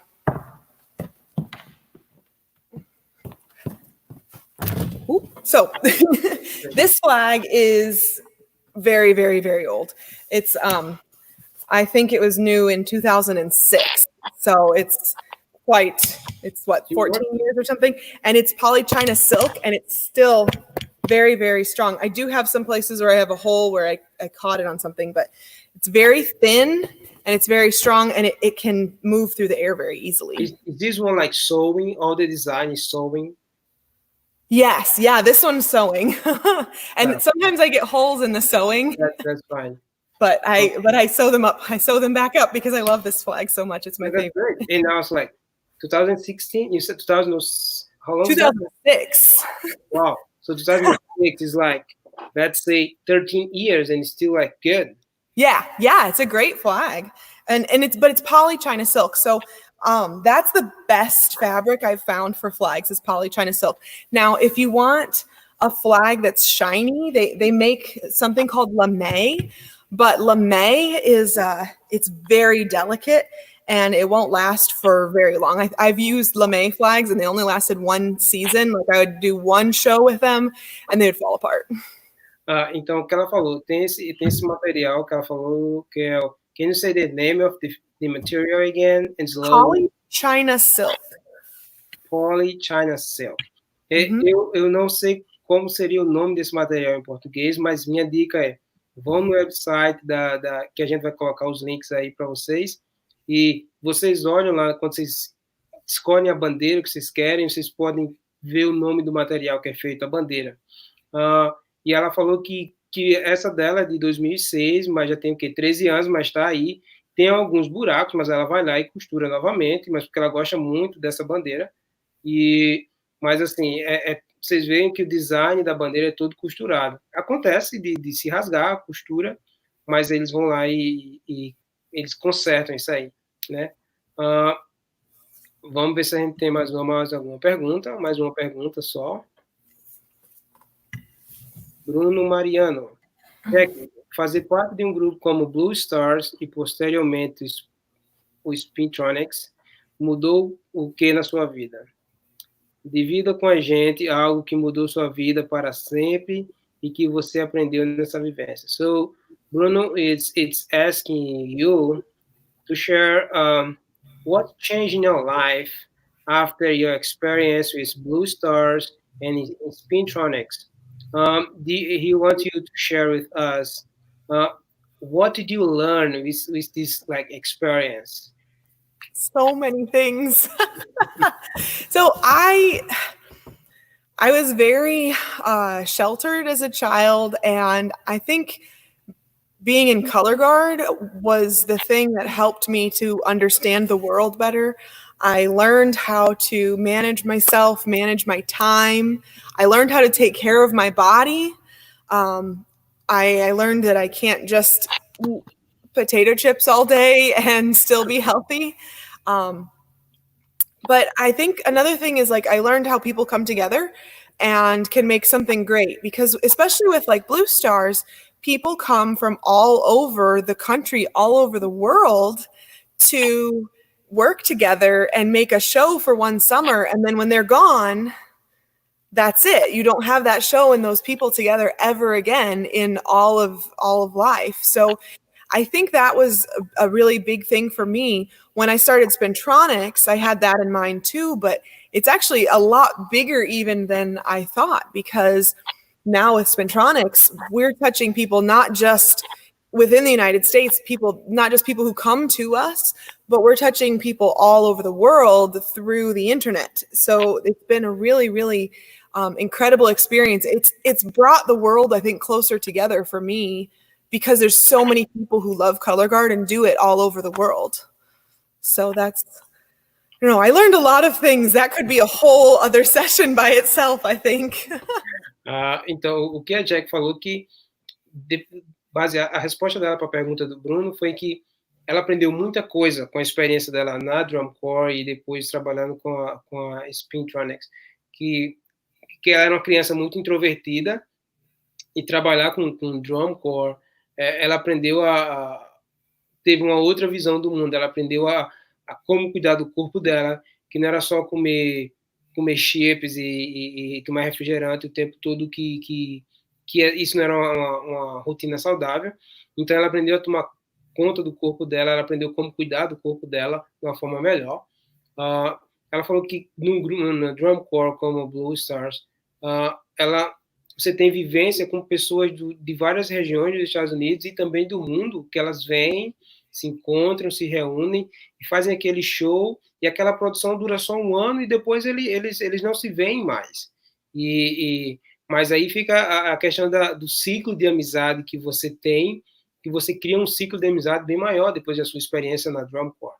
E trabalhando agora com a Spintronix, ela fala que isso é bem maior do que Drum Corps, porque ela tem contato com várias pessoas, não só do movimento de marching band, de drum corps, mas ela tem contato com pessoas de toda a parte do mundo através da internet. Então, algo que ela falou que você aprende também, me lembro agora que ela falou que você aprende também como organizar o seu tempo, porque em Drum Corps você tem tempo para tudo, Então, você vivencia isso por 3 meses que você tem hora para acordar, para tomar café, para tomar banho, e em outras lives que vocês assistiram, você tem 5, 10 minutos para tomar banho e tem que estar pronto no ônibus para ir para o show. Então, assim, você aprende a organizar o seu dia. Depois de 3 meses que, assim, nessa rotina, você aprende a ter, você passa a ser uma pessoa mais organizada. E isso, ela falou assim que esses e vários fatores, que ela falou assim que teria que ser uma outra live só para falar sobre esses fatores, influenciam demais depois de uma experiência dessa em drum corps. I think it was a lot of information, a lot of good and excellent information. So I'm really happy, and I would like to, we finish. You can say some, like, I know it's like as a pandemic situation right now, everyone's at home, but I saw some like color guard people for drum corps. That's my connection. They doing some like videos like showing exercise, and I think that's a time that you need to take care about, not only, okay, I'm home, but you need to be smart and say, okay, I need to take care about my body and also my mental health, right? So what's your advice for everyone that's watching you right now?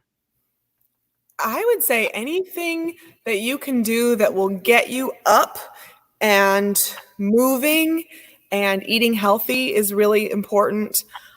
Getting enough sleep. We have a tendency to just stay up all night and then sleep half the day. Making sure you have some healthy habits, that's going to help with your mental health and your physical health both. I know I have a tendency to stay up all night. I have TikTok. And if you've been on that, you know, it's easy to just lose time. But getting up and doing color guard, you know, instead of, you know, just scrolling through TikTok, go to Spintronix TikTok or go to Marching Health TikTok. And we actually have like informational videos there that you can use to practice new exercises or learn new basics, or maybe modify basics that you already know. And there's a lot of different challenges and things that are going on online right now too. I think just being active with other people online is going to make us feel more connected, and it's really, really good for your mental health. Então, a minha pergunta para ela foi, eu pedi para ela que deixasse algumas palavras, para compartilhasse algumas palavras com vocês sobre esse momento que a gente está vivendo, como fazer para se cuidar nesse momento, cuidar do corpo e da mente, né, que são duas coisas extremamente importantes. E o conselho dela foi o seguinte: ela fala, existe um hábito de ficar acordado até tarde e dormir até tarde no outro dia. Então ela fala assim que criar um hábito de manter um horário de dormir suficiente, de acordar no horário adequado, ter uma boa alimentação e fazer exercícios físicos. Ela citou alguns grupos como o Marching Health, o Spintronix. Vocês podem entrar nesses grupos. Ela falou que às vezes ela passa muito tempo no TikTok. Is it TikTok? Yeah, TikTok. I'm sure. I know it's in Brazil because I've seen a lot of Brazilians on TikTok. All over the world. No worries. I don't have that because it's like, but I have some friends that they have to. Tem esse aplicativo TikTok que ela falou assim, é importante que se mantenha você conectado com as pessoas, mas assim, saibam utilizar, é importante saber utilizar isso aí de forma adequada, não exagerar. Mas assim, e se manter conectado com as pessoas. Você está isolado na sua casa, mas não é porque você está isolado na sua casa, você precisa ficar longe de todo mundo. Você usa a internet para se manter conectado com as pessoas. I think we have one more question. Renato, quais os pesos e contrapesos colocados no bastão para melhorar os giros? So she asked, what's the weights that you use in the pole to control the toss? There is a different kind of weights that you put in your pole to control your toss? If you, the link that I sent you, if you look at the link and you want to order a flag from that link, the weights for the flag are in there too. It comes all as one package. I don't have a weight that's not inside of a flag and taped up right now. Ela disse que ela não tem peso para mostrar agora porque está dentro da bandeira, mas quando você entra nos links, que eu acredito que o João vai compartilhar na descrição do vídeo, então vocês podem voltar depois no vídeo para assistir novamente e ver as descrições, e você pedir para ele colocar também como comentário. Você vai ver o bastão e tem os pesos que você pode escolher para isso. So, Jackie, I would like to say thank you so much. This was a great live. It was like amazing information about color guard. It's like we have been talking about it's important to have the basic. It's important to have the fundamentals. And now we have so much information that where you can find those informations and how to approach those informations. So thank you so much. Absolutely. De nada, de nada. So, do you have anything else to say for us? Just if you guys, anybody who's watching, if you come to Spintronix Color Guard and you subscribe, we have YouTube and Facebook and Twitter and Instagram and TikTok, and subscribe, and if you have more questions or you want to show me something, you can show me a video or you can ask questions on there, and I'm online all the time. Então, se vocês, eu perguntei se ela tem mais algo a acrescentar, ela fez, se vocês vão lá no canal do YouTube, no Facebook, no Twitter, no Instagram, no TikTok, e adicionem lá esses grupos, e vocês podem mandar material para ela, vocês podem mandar pergunta para ela. Ela diz que está a maioria do tempo online, então ela vai responder e tirar todas as suas dúvidas. One more time, I would like to say thank you so much for your help. It's like really important for I know it's like people in Brazil and Colombia, they're watching, but I know there's some people around the US. My phone's like playing some message from my friends from Drum Corps say, that's a great live. That's awesome. So that's great. So I would like to say thank you so much for your collaboration. It's like you are, we talked a couple of days before, but it's really good to talk and see you. And I hope in the future, we can see each other again and talk more about drum corps and marching arts and color guard. This is really great. I can tell you so many stories. All right. Thank you so much. Have a good night to you in Missouri. Yes, in Missouri. Yeah. Então, pessoal, por hoje a gente vai encerrar por aqui. Muito obrigado por todos que estiveram aqui assistindo conosco, aos nossos colaboradores nos Estados Unidos, Colômbia e Brasil, ao time do MXP, o João, o Bruno e o Kleber. Thank you all of you that were here together with us today, and thank you for our partners and collaboration from USA, Colombia, Brazil, and our MXP team, João, Bruno and Kleber. Muito obrigado aos nossos patrocinadores e colaboradores. Thank you so much for our sponsors and collaborators, Liga Brasileira de Bandas e Fanfarras, Aula Virtual Música da Espanha, Fone Studio, Brasil Bandas, Portal Brasil Sonoro, Toque 2, Unibandas TV, Canal Banda Show e Thiago Blume Music. Então, pessoal, por hoje é só. A gente se vê na próxima live, na quarta-feira, com o JP Moura, que é sobre drum corps tradicional, sobre aquele drum corps das bandas de desfile. So see you all in the next section, Wednesday, with JP Moura, talk about traditional drum major. That's kind of a band parade drum majors. Like here in California, we have those kind of both. We do too. That's great. It's more work for us, right? So you need to work like in a parade competition and field competition. So see you all next Wednesday. Bye. Vejo todos vocês na próxima quarta. Tchau, tchau. Tchau, tchau.